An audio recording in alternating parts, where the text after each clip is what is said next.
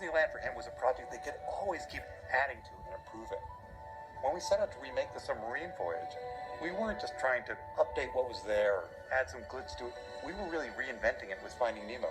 And we wanted it to be as powerful for the people today as the original submarine voyage was for people when it opened in 1959.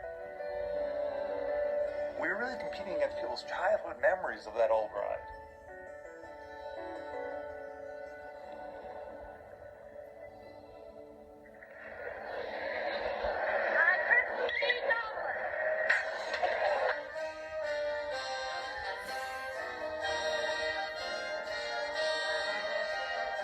In 1959, the submarine voyage opened in Tomorrowland with the monorail, the Matterhorn, and Autopia.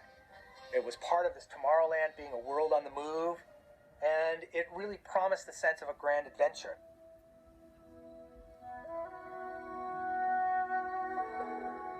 It was the mystery ride. Many attractions move fast, some of them quite serious, and some of them very humorous, but there was something about getting in a submarine. I mean, you actually go down into a real sub, and it's really in water. And I would venture to guess it's the only submarine most people have ever been on. It truly transported you to a place you could never go. As far as you knew as a kid, I was under the polar ice caps. I was going everywhere that the captain said we were going. Well, the sub ride was a happenstance conversation. Late 57, Truman Woodworth, who was the manager of the park, and Roger Brogy, director of the machine shop, my boss, the three of us were walking down the railroad track next to the old Phantom Boat Lagoon, and Woody just happened to say, you know, Walt's got everything in this park, but he doesn't have a submarine. And son of a gun, within a week or so, I was launched into figuring out how to design a submarine for Disneyland. The design was actually a very quick and very simple design to come up with because the U.S. Navy's first atomic submarine, the Nautilus, was a really good-looking submarine. It was a real simple shape, basically like a round tube with a smooth front, a tapered tail, and a streamlined conning tower. Vehicle design could be a little bit like cartoon design because you pick out the essential visual elements, but you use just enough detail so that when a person looks at it, their eye says, oh, submarine. It's just as simple as that. Admiral Joe Fowler, who was our manager of construction at that time, took it down to the Todd shipyards, and they know exactly how to roll up steel and weld and put in electrical systems, propulsion systems.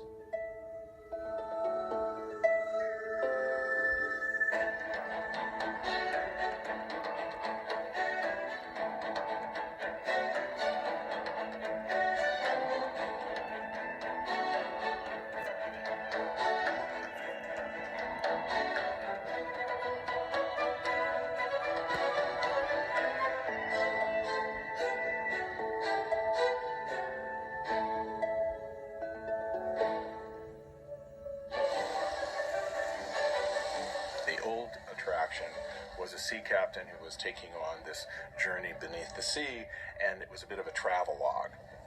And I remember being mesmerized when the submarine would go underwater, and you saw these fantastic scenes of squids and whales. It was a nuclear submarine, and the story was that you were going to head to the North Pole. Sir, sonar shows polar ice cap dead ahead. Very well. Continue on course to pole. Well, a submarine was topical at that time because the U.S. Navy had an atomic submarine that could cross the North Pole under Arctic ice. White House ceremonies break the news to the world of the epic feat of the atomic submarine Nautilus under the Arctic ice cap and the North Pole into the waters of the Atlantic. So there was a real intrigue and interest, not just on children's part, but on adults' parts as well. Dive! Dive!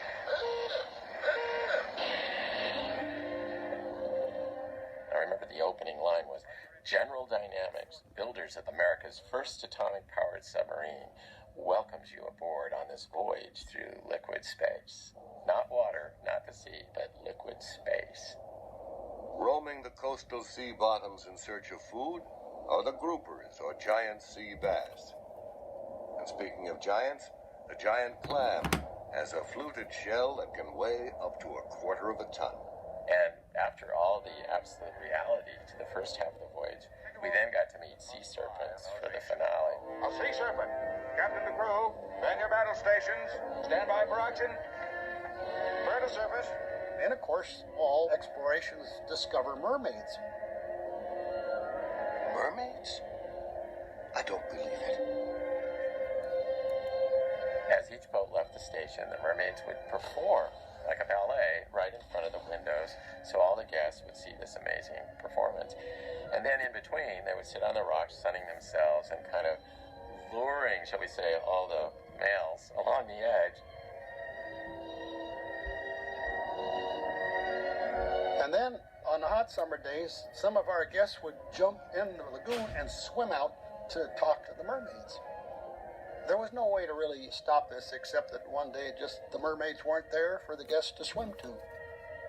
And it was quite easy after the ladies went away that we could make an animated mermaid.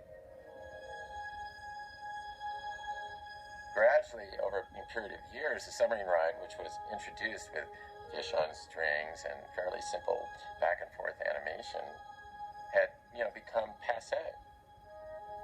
The magic of the show was getting a little bit dated. And while it was still amazing to get underwater, I don't think that ever goes away. And so everybody wants to get in, but then they hold you to finding something amazing once you get down there. And so we decided to close it and wait until we could come up with a new concept that would make it relevant to audiences today.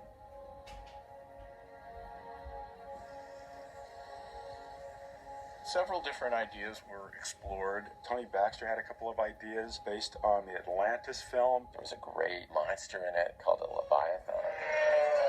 We thought we could have the Leviathan attack the submarine. And we mocked up this amazing simulation of the show. And then halfway through, when the claws of the Leviathan grabbed the boat, we popped rivets and had little sprays of water and a huge explosion go off underneath the boat. And a lot of people were really worried that that was not something we wanted to do to the guests. And then when the movie came out, it didn't do what we expected in terms of capturing the audience. So once again, the submarine ride went back into limbo. And we really got to a moment there where we thought there was not going to be a submarine ride. The same year, they closed the one in Florida and filled it in. So there is no lagoon in Florida. So we thought we're just about a year away from that happening out here. But the submarines were kept, and in fact, one of the first things that was done was an outside engineering group was brought in, nautical engineers, to look at the submarines, and they came back and said, surprisingly, these vessels have at least another 50 years worth of life. So that was even further impetus to say, well, we got to hold on to these things and begin to look for a new story.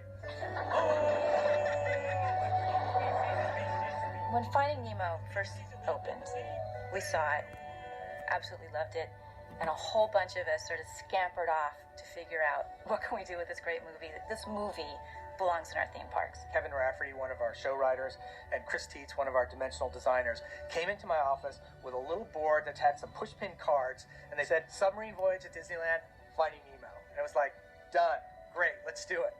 The challenge was, how do we make something very magical? How do we bring these characters really to life in our world?